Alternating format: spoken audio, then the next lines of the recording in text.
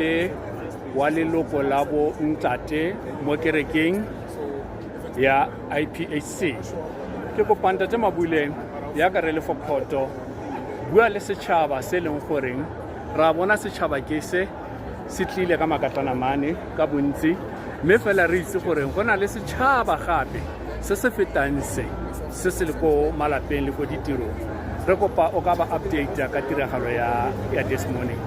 So wela setšhaba ka moka go hae mo gorong ya tsheko mo Central Magistrate District mo Commercial Crime Court re tlile re le setšhaba sa Iphcc e le go tla mo fela ka morago ha ditatofatso tse di beilweng go ntate wa rona tao e kgolo loko la Yehudi le moeteledipele wa rona wa Iphcc bala ha ile ditswelopele ka mogare gona go sa tswela pele go sa boledišwa se se leng gona fela ke gore rena re tlile jwale ka re le bana ba hae re rata gore toka e phethagale molao o tsamaye ka tsela e tshwanetseng jwale re mo re kopane jwale re le setšhaba sa Iphcc le South Africa ka moka ka gore ntate wa rona ga se moeteledipele wa Iphcc fela ke moeteledipele wa setšhaba le maloko a mangwe ba ba sa tseneng kereke ya Iphcc jwale le bona ba tlile to show that support re emetse go kgoro e fela re kwe gore ditlamorago.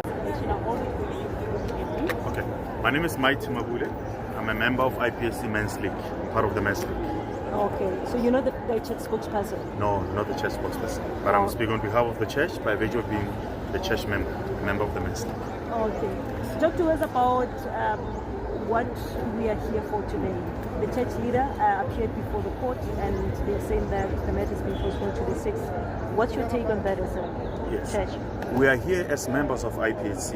We are here as members of South African community to support our father, who is very grateful, who is actually, working very hard to improve the lives of the people, both the church members and South African community at large. So we are here to show that support. But now in terms of the legal process inside, the bail postponement, the bail application has been postponed.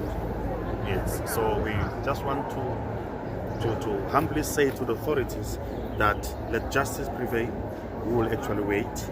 We are just waiting for the whole process to be completed. There's not much that we can say because this is part of the court processes. But what's your belief as the church in terms of what is being accused of? Yes, because the matter is before the court.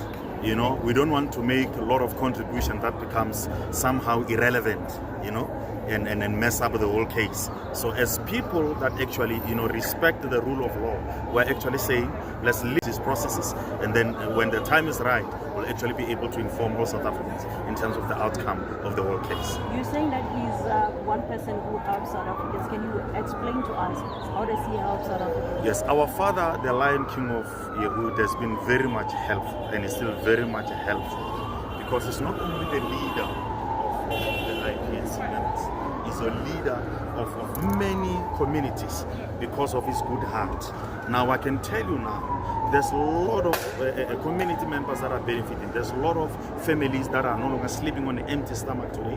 There's a lot of kids that are at school. There's a lot of schools that have been given the learning material and so on and so forth. So all the socio-economic challenges that we are having as Africans, my father is one person with a good heart who is able to make a contribution to assist with them. That's the reason why we don't only have Iphcc members here, we also have members from different parts of the community across the country and across the continent. I understand you saying you don't necessarily want to divulge in what you guys feel about the charges against him, but I see these people carrying placards. Some are saying the state is corrupt, some are saying police on payroll. Are you maybe able to expand on that? Look, please look at me. Yes, if you remember very well, sometime in the past, we organized a lot of marches, from Limpopo and so on, when we're actually raising such that is exactly what represents the South Africa's interests. It's exactly what is happening in the country. But remember, in terms of this specific case, we don't want to make a contribution that somehow end up actually, contaminated the court processes, for lack of a better word. So we respect the rule of law, we respect the court processes, we leave everything to the court until the time when we are saying we can be able to share with South Africans all at large. The church has been at the court frequently over the succession. How far is those issues? Yes, if you remember very well, there was a succession a case where the people that were given an opportunity to prove that they are comforters, right, withdrew permanently. And you know very well, when someone withdrew permanently, you are basically saying, I'm not fit to be here. So currently, as we are speaking now, we don't have any succession case. Because in terms of the judgment from the court, which is in possession of the same people, they withdrew permanently from the case because they felt this is the only comforter. This is the one that should lead. I mean, you know very well when you run a marathon, if you walk out of those, if you walk out of the race, there's no way that you can be counted as part of the race. So currently, as you are speaking, there's only one Iphcc in terms of the court judgment, because the two people that were actually, part of the succession debate have withdrew. And hi there, you guys, and welcome back to the channel. So Mike Sandlana, who is the leader of International Pentecostal Holiness Church, the Jerusalem faction in Brad's Northwest, charged with corruption, will spend more time in custody. His lawyer, advocate Mike Helen, told the court they had not gathered all the necessary facts to make a bail application. Sandlana and his spokesperson Vusindala were arrested last week together with Pretoria High Court Judge Portia Patlani, who presided over the controversial legal battle for control of the church, and her son Kariso. Sandlana allegedly offered bribes to Patlani in exchange for delivering a favorable judgment in a succession dispute involving 3 men in the wealthy church.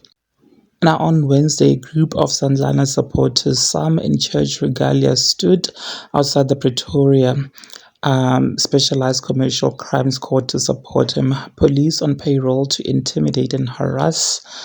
One placard read, "The state is corrupt." Read another one, Sandlana, wearing a grey suit, walked into court wearing a face mask.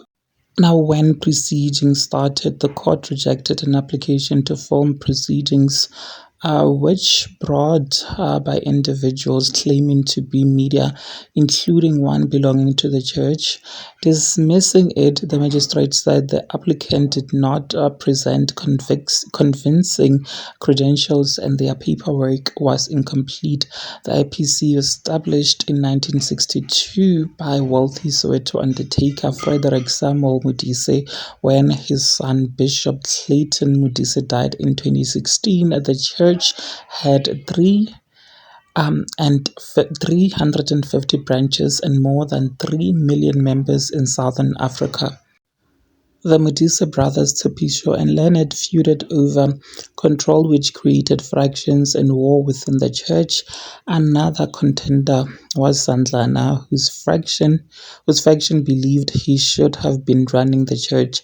The dispute resulted in civil litigation in the Pretoria High Court. Patlane, who presided over the controversial legal battle for control of the church, was granted bail of 50,000 rands last week. Hassan, Kariso and Dala were granted bail of 10,000 each. It is unclear at this stage when or if a formal bail application for Sandlana will be brought to court. The main case is due to resume on March the 6th, 2026.